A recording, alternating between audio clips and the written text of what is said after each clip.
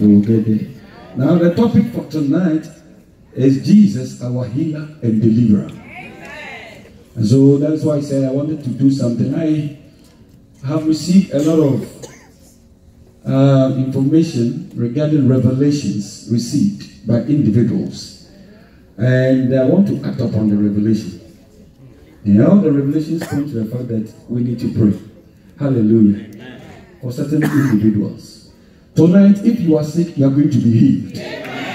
Oh, because you have come to Jesus, the healer and the deliverer. So, regardless of where the sickness is, the power of God is here. The time has come for us to demonstrate the power of God.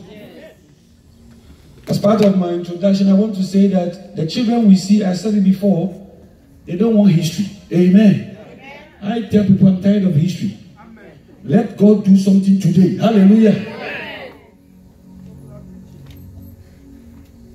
And so these children, we are giving birth to them in America. They have to see the power of God at work. They have to see that when we say we pray, we mean it, we pray. Amen. When we say we fast, we mean it, we fast. Amen. And so let's take our Bibles and open to three major quotations I'm going to use. The first one is 1 Thessalonians chapter 5 verse 23. It's the prayer of Apostle Paul for the church at Thessalonica. Then we'll also read Luke chapter 4, which is the text for tonight, 18 and 19. And those words are Jesus' own pronouncements. Then I believe we may also look at probably 3 John chapter 1 verse 1 and 2. And so this is what Apostle Paul is saying. May God himself, the God of peace, sanctify you through and through. Now my interest is the next line. See the prayer of Apostle Paul. May your whole spirit, may your whole soul, and may your whole body be kept blameless at the coming of our Lord Jesus Christ. So from this prayer of Paul, just that line, it tells me that you can have your spirit being blameful. Because Paul is praying that may he keep your spirit so that it does become what? Blameless. Which means it is possible for it to be blameful. Single out your spirit from your soul and from the body. He took his time to mention these three elements or these three aspects of us. Now I've realized that as I'm going to talk about Jesus, our healer and deliverer, I want to present to you how and why we need Jesus to deliver us. I have realized that you can be sick in your spirit and your body is fine. Your soul is fine. Bible says a broken spirit, who can mend? So a person can have a broken spirit.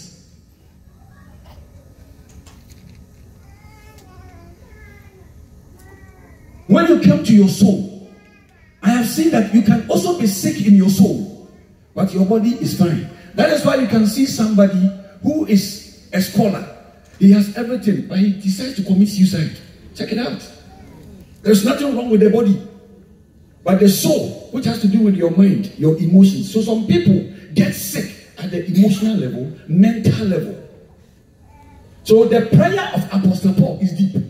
Today, because I just want the time, because of time, I will spare you the time for dealing with what happened when man sinned, as far as your spirit, your soul, your body are concerned. I won't have time to go into that today, but I want to deal with the sicknesses that afflict us in these three areas. If you are going to be sick, either you are sick in the body or you are sick in the soul. or you can be spiritually sick. Can you project 2 Corinthians chapter 7 verse 1? Look at something. People don't know that you can be sick spiritually. But the Bible says a broken spirit, who can mend? So Apostle Paul's prayer, that I pray that the Lord will keep your spirit, your soul, and your body is very critical. Haven't you seen Christians commit suicide before? Of course, they are born again, but you can commit suicide because either that at the soul level you are sick. And when you are sick at the soul level, nobody can see it. Because the thing is emotional or mental. But thank God for Jesus, the risen Lord, who is our Savior. He is our healer and deliverer. Jesus alone can deliver you.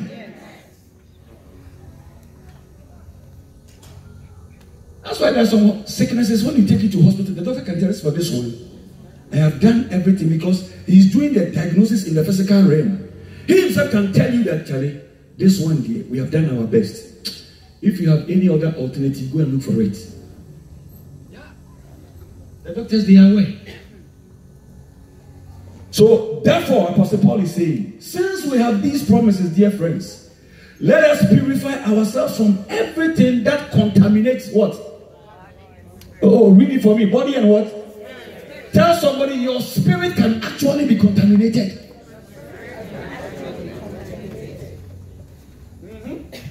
And tonight, maybe 3 aspects. I wish we had time. I would have delved into your spirit, your soul, and your body at salvation, so that you appreciate how you are supposed to protect. What Paul is saying, that God should protect your spirit, God should protect your soul, and God should protect your body. We need protection in all these 3 areas. So what I'm going to do is that I want to let you know man's problem before and after salvation. Human beings, we have a problem. Before and after salvation, we still have a problem. I'll let you know. 2, I want to discuss with you the sources of sicknesses and diseases. The sources. Where do sicknesses come from? Because I think if we should know the source, you can stop it before it even begins. Because since you believe, haven't you fallen sick before? Of course you have. So we should know the sources of sicknesses and diseases. And then 3, I'll talk to you about Jesus, our healer and deliverer. If we had time, I would have talked to you about how to receive a miracle. Some people don't know how to receive a miracle.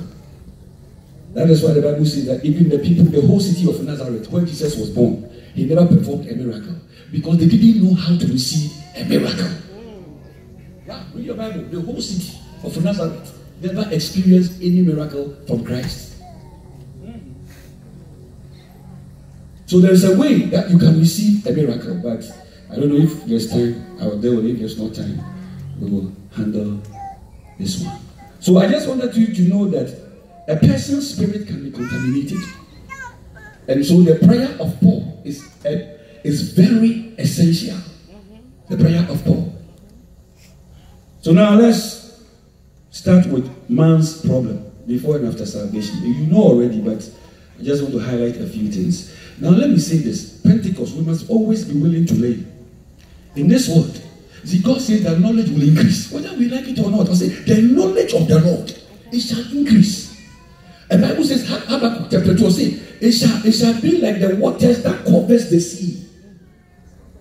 And so the knowledge that God is bringing these days, they are always going to be greater than before. That is why today, even in Pentecost, Mama, you don't need to put on duku, but first you have to put on duku. Because our faith and our understanding taught us that, oh, until you put on duku, no, you are not very, very okay. Now we thank God for leaders like Apostle Pokunina, who realized that, and it is true, it's correct, who realized that it is not the duku which grants you salvation. Are you understanding me? It takes some knowledge for you to get to that level. But this small thing, we fought people. Some people even left this church because of lack of knowledge. So we have to appreciate what we call progressive revelation, progressive knowledge. And I keep saying that if God talks to you today, you must be willing to go to hear God tomorrow. Don't think that once God spoke to you one time, you are done. And I always use Abraham's example.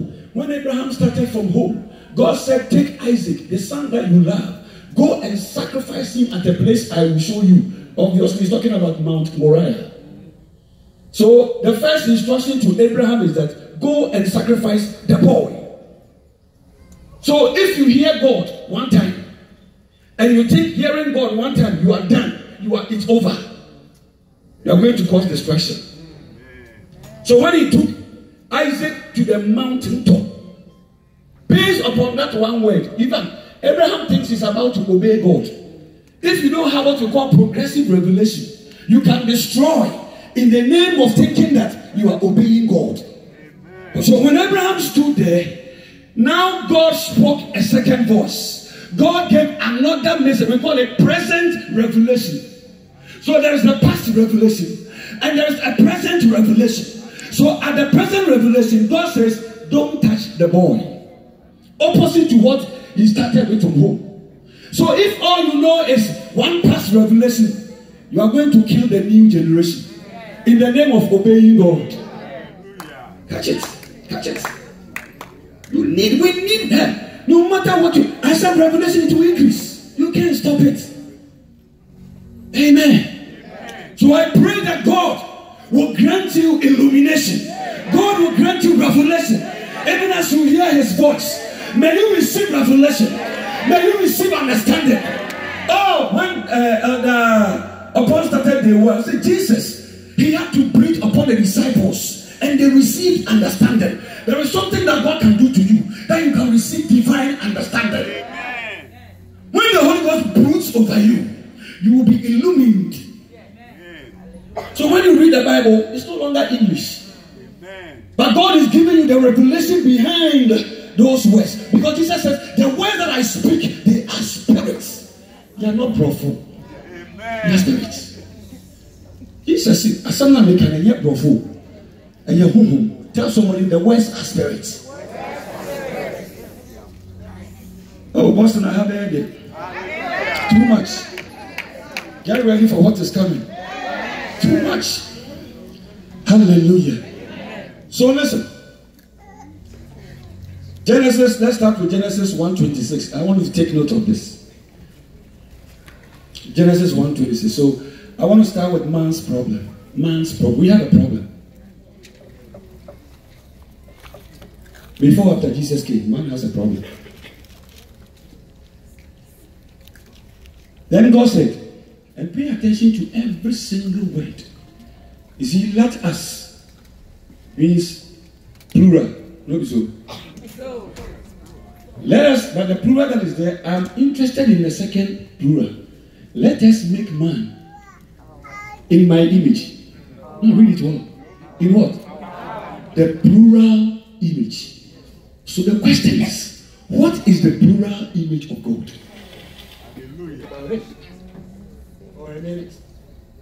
Because we know, if God created us in his image, God is a tripartite God. God the Father, God the Son, God the Holy Spirit. So when God says, let us make man in our image, it means the man we are going to make, he must have a tripartite body, spirit, and soul. He must be a tripartite being. So I realized that the image of God that we receive is this. Your body matches the body of God. Who can tell me the body of God? Quick answer. Jesus. Jesus is the body of God. Also, in the beginning was the Word. And the Word was with God. And the Word was God. The same came into flesh. So Jesus is God who has come as what? Flesh. If you want to see God, look at Jesus. So the body of God is Jesus. So your body matches Jesus. Your soul matches God the Father. Your soul. I will not have time to go into it. And your spirit matches the Holy Spirit. And I'm saying that once God created us, we all know that sin came into the world. God said that the day that you eat this fruit, you shall die. But we are aware that man's physical body didn't die, right? Man died spiritually. Okay. And then God cursed the earth. Remember, God cursed the earth. It is from the earth that you have to toil and get something, subsistence. But curse has come. So man's problem began. And in fact, it's Apostle Paul again who makes us aware in 1 Corinthians chapter 15 that this body is corrupt. Once sin came, the body became corrupted. Your spirit also died. And in fact, your soul was also affected because the Bible says the heart is deceitful above all things and desperately wicked. Oh, nipa ejawa obeye rough. Nipa bianya mi jawa obeye rough. So man's problem began. That is why nobody needed to teach Cain how to murder. No. Once you get corrupted, you can do any negative thing. So man's problem, we all know, began. Man is disconnected spiritually from God. Then Jesus came, and Jesus said that if you want to enter into the kingdom, I'm talking about Jesus' conversation with Nicodemus, I say, except a man be born again, he cannot see the kingdom of God. Which means that for you to become a child of God, you need to be born again spiritually. Because Nicodemus thought that it was referring to the no, you don't understand this. Are you not a teacher? And Jesus said, except a man is born of water and of the Spirit. This one, let me see it over here. Some people think he's talking about water baptism. No. This is regeneration. This is talking about the born again experience. It's not water baptism and Holy Ghost baptism. No. Amen. So Jesus is saying that if you want to come into the kingdom of God, you must be born again because your spirit is already contaminated.